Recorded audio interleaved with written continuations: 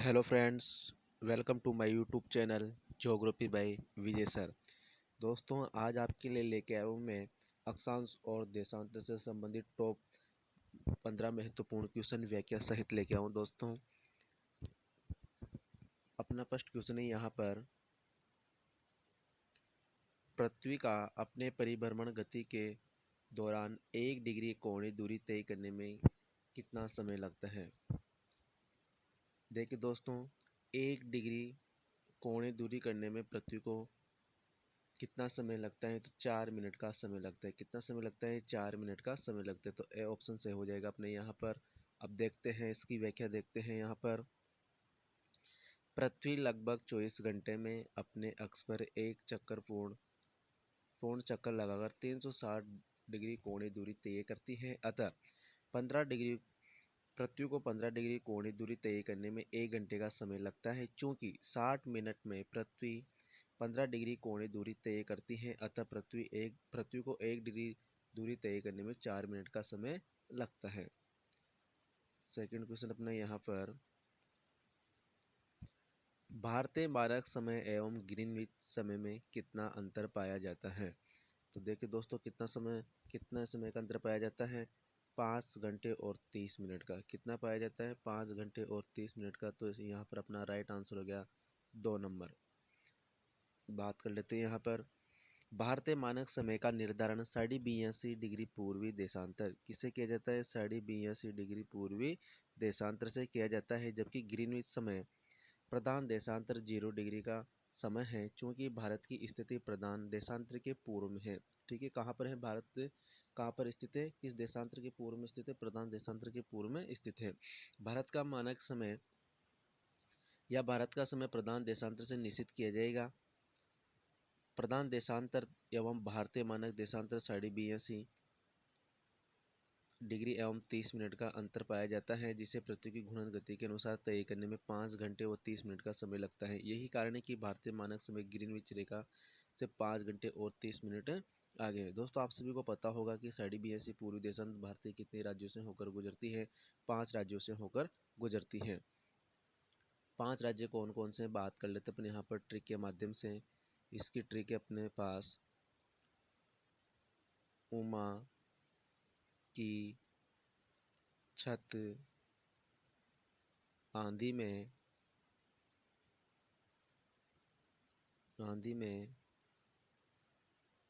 उड़ गई। ठीक है दोस्तों। तो उमा से ऊ से बना अपना उत्तर प्रदेश, माँ से बना अपना मध्य प्रदेश, की साइलेंट है दोस्तों यहाँ पर। छत से बना अपना छत्तीसगढ़, आधा से बना अपना आंध्र प्रदेश और उड़ से बना उड़ीसा। ये 5 राज्य हैं जहाँ से होकर 82 पूर्वी देशांतर होकर निकलती है या गुजरती है। नेक्स्ट क्वेश्चन अपना यहाँ पर, अंतरराष्ट्रीय तिथि रेखा को जब कोई यात्री पूर्व से पश्चिम दिशा में चलकर पार करे तो क्या होगा। देखिए दोस्तों, उन्होंने पहले बात की थी, अंतरराष्ट्रीय तिथि रेखा बोला जाता है 180 डिग्री देशांतर को। ठीक है, अब यहाँ से बात करें कि इस 180 डिग्री देशांतर से इधर आने पर समय क्या होगा? प्लस होता है और इधर माइनस होता है। ठीक है, तो देखिए, पश्चिम से पूर्व की ओर की बात करें अपन कि इधर से इधर चलेंगे तो क्या होगा? समय माइनस में होगा। ठीक है, तो यहाँ पर देख लेते हैं क्वेश्चन, अब आंसर देख लेते हैं यहाँ पर कि तिथि अपरिवर्तित रहती है, नहीं परिवर्तन होता है तिथि के अंतर्गत। एक दिन की बढ़ोतरी होती है।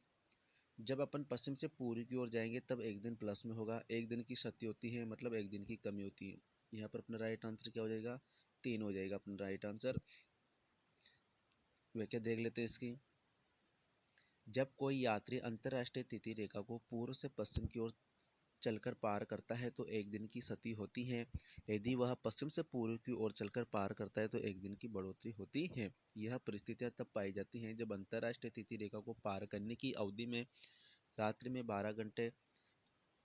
12 बजे का समय न आए, अन्यथा तिथि परिवर्तन के कारण स्थितियां बदलती रहती हैं। नेक्स्ट क्वेश्चन है दोस्तों अपना यहाँ पर, अंतरराष्ट्रीय तिथि रेखा एक सीधी रेखा में न होकर मुड़ी हुई है। जो अंतर्राष्ट्रीय तिथि रेखा है ये सीधी नहीं है और मुड़ी हुई है, जिग-जैग रूप में पाई जाती है, जिसका कारण निम्न में से है। ठीक है दोस्तों, जो अपनी अंतर्राष्ट्रीय तिथि रेखा है इस प्रकार सीधी ना होकर इस प्रकार मुड़ी हुई है, जैसे प्रशांत महासागर में मुड़ी हुई है, फिर टोंगा गर्त में, उसके बाद जो टोंगा द्वीप है वहाँ पर बेरिंग जल सागर के पास इस प्रकार ये घूमी हुई है। तो इसका प्रमुख कारण क्या है, इसके प्रमुख कारण की बात करेंगे अपन। तो देखते हैं यहाँ पर इसका आंसर क्या होगा दोस्तों। इसका आंसर होगा यहाँ पर, चूंकि यह एक तिथि रेखा है इसलिए प्रशासनिक सुविधा हेतु, किसके लिए, प्रशासनिक सुविधा हेतु इसे जलीय भाग से खींचा जाता है। कहाँ से खींची गई है अंतर्राष्ट्रीय तिथि रेखा, जलीय भाग से खींची गई है। अब यहाँ पर व्याख्या देख लेते अपन। 180 डिग्री पूर्वी एवं पश्चिमी देशांतर आपस में मिल जाते हैं, इसी कारण 180 डिग्री का मात्र एक देशांतर है जिसे अंतर्राष्ट्रीय तिथि रेखा के रूप में स्वीकार किया गया है। इस काल्पनिक देशांतर को केवल जलीय भागों से खींचा जाता है, जहां इसके मार्ग में स्थलीय भाग आते हैं वहां इसे मोड़ दिया जाता है। ऐसा मात्र प्रशासनिक सुविधाओं की दृष्टि से किया जाता है, क्योंकि यदि किसी स्थल भाग से इसे गुजारा जाए तो एक ही प्रशासनिक नियंत्रण वाले क्षेत्रों में दो तिथियां स्थिति प्रशासनिक असुविधा पैदा कर सकती है। नेक्स्ट क्वेश्चन है यहाँ से, वेरी इंपॉर्टेंट क्वेश्चन है दोस्तों एग्जाम की दृष्टि से। निम्न में से कौन सी अक्षांशों की विशेषता नहीं है। दोस्तों अक्षांशों की विशेषताओं के बारे में बात की जाए कि कौन से अक्षांशों की विशेषता नहीं है, तो देख लेते अपन यहाँ पर। सभी अक्षांश वृत्ताकार होते हैं ध्रुवों को छोड़कर, ठीक है, बिल्कुल सही है। सभी देशांतर एक दूसरे से समानांतर हैं, बिल्कुल सही है। कुल अक्षांशों की संख्या कितनी है, 181, बिल्कुल सही है। सभी अक्षांश रेखाएं बराबर की होती हैं, नहीं होती, ठीक है ना। सभी अक्षांश रेखाएं क्या नहीं होती, बराबर नहीं होती है। जैसे जैसे अपन जैसे बात करेंगे, ये अपनी पृथ्वी और ये अपनी भूमध्य रेखा 0 डिग्री, और ये 90 डिग्री उत्तरी ध्रुव, ये 90 डिग्री दक्षिणी ध्रुव। जैसे जैसे अपन भूमध्य रेखा से ध्रुवों की ओर जाएंगे तो अक्षांश व्रत क्या होते जाते हैं, छोटे होते जाते हैं। इसलिए अपन नंबर 4, यहाँ अपना नंबर 4 गलत है। जैसे देख लेते हैं कि भूमध्य रेखा पर अक्षांश की लंबाई भूमध्य रेखा की परिधि के बराबर होती है। जब भूमध्य रेखा से ध्रुवों की ओर जाते हैं तो अक्षांश वृत्तों का आकार घटता जाता है एवं बिंदु ध्रुवों पर यह बिंदु सदृश्य है, अतः सभी अक्षांश बराबर लंबाई के नहीं होते हैं। नेक्स्ट क्वेश्चन अपना यहाँ पर, कौन से वर्ष में अंतर्राष्ट्रीय समझौते के तहत लंदन के समीप ग्रीनविच स्थान से गुजरने वाली देशांतरी रेखा को 0 डिग्री या प्रधान देशांतर स्वीकार किया गया। 1884 में। कब हुआ था, 1884 में एक अंतर्राष्ट्रीय सम्मेलन हुआ था, उसके तहत इसका निर्धारण किया गया था।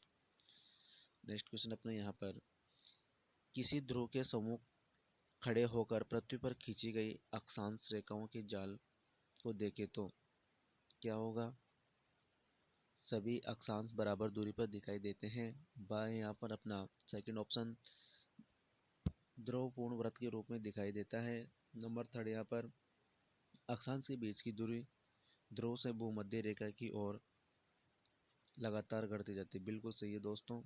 क्या राइट आंसर हो जाएगा, यहाँ पर अपना थर्ड वाला राइट आंसर हो जाएगा। नेक्स्ट क्वेश्चन अपने यहाँ पर वेरी इंपॉर्टेंट क्वेश्चन है दोस्तों आपके लिए।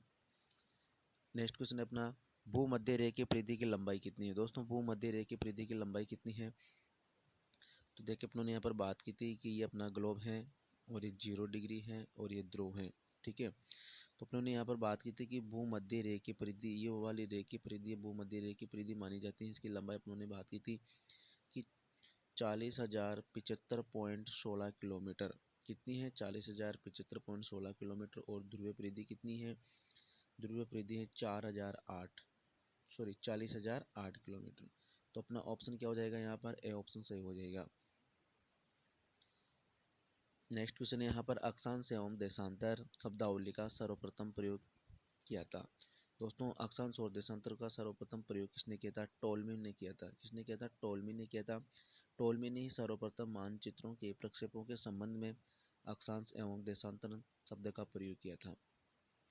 नेक्स्ट क्वेश्चन है एग्जाम की दृष्टि से वेरी इंपॉर्टेंट क्वेश्चन है, 100 डिग्री पश्चिमी देशांतर किन 100 डिग्री पश्चिमी देशांतर रेखा जिस देश की आर्थिक दृष्टि से विभाजक रेखा है वह है यूएस है, संयुक्त राज्य अमेरिका की। संयुक्त राज्य अमेरिका और देखिए यहाँ पर बात की जाए कि 100 डिग्री पश्चिमी देशांतर रेखा यूएसए के लगभग मध्य से गुजरती है, संयुक्त राज्य अमेरिका के मध्य से होकर गुजरती है। इस रेखा के पूर्वी भाग में ऊंचा ऊंच समानता, मैदानी भाग लोहा कोयला आदि संसाधन संपन्न होने के कारण कृषि उद्योग तथा सेवा क्षेत्र का तीव्र विकास एवं जनसंख्या का संकेंद्र है। वही पश्चिमी भाग के अधिकांश क्षेत्र में पर्वतीय तथा पठारी भाग है। नेक्स्ट क्वेश्चन अपने यहाँ पर एग्जाम की दृष्टि से इंपॉर्टेंट क्वेश्चन है भी कि पृथ्वी के भूमध्य रेखा के व्यास की तुलना में ध्रुव व्यास कितना अधिक है। तो कितना है दोस्तों, 43 किलोमीटर का अंतर है। जैसे यहाँ पर बात की जाए कि पृथ्वी का भूमध्य रेखा के व्यास कितना है और उसके बाद ध्रुव व्यास कितना है, इन दोनों में कितने किलोमीटर का अंतर है दोस्तों, दोनों में 43 किलोमीटर का अंतर है। नेक्स्ट क्वेश्चन अपना यहाँ पर 178 डिग्री पश्चिमी देशांतर 0 डिग्री पर स्थित किस देशांतर की स्थान की प्रतिध्रुव स्थिति है। तो 2 डिग्री पूर्व 0 डिग्री अक्षांश। देखिए दोस्तों, प्रतिध्रुव स्थिति किसे कहेंगे। प्रतिध्रुव स्थिति वह स्थिति होती है जिसमें पृथ्वी की परिधि पर स्थित दो बिंदु एक दूसरे के विपरीत होते हैं। जैसे अपन यहाँ पर बात की जाए कि ये अपना 0 डिग्री, ठीक है। इस 0 डिग्री की अगर विपरीत की बात की जाए तो 0 डिग्री के विपरीत देख लेंगे अपनी यहाँ पर इसका जस्ट उल्टा हो जाएगा। कितना हो जाएगा, 2 डिग्री। उसके बाद बात करते हैं अपन यहाँ पर नेक्स्ट क्वेश्चन अपना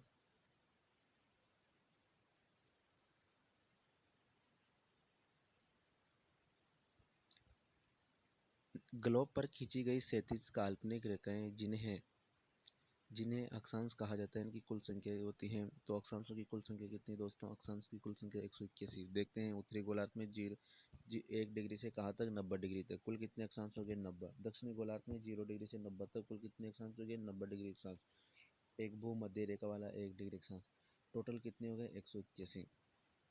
नेक्स्ट की बात करते हैं क्वेश्चन, पृथ्वी की आकृति है। तो किस प्रकार की पृथ्वी की आकृति, गोलार्ध या जियोड के रूप में है।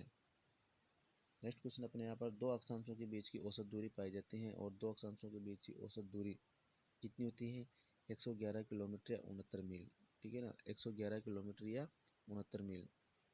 नेक्स्ट क्वेश्चन अपने यहाँ पर निम्न में से कौन सी देशांतरों की विशेषता नहीं है।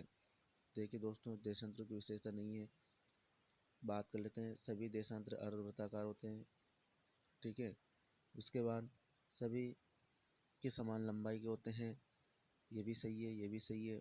और इनके बीच की दूरी सदैव एक जैसी रहती है, नहीं रहती है।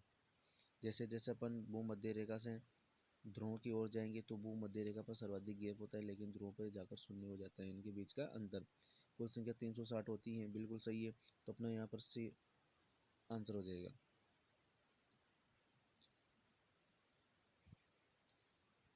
नेक्स्ट क्वेश्चन अपना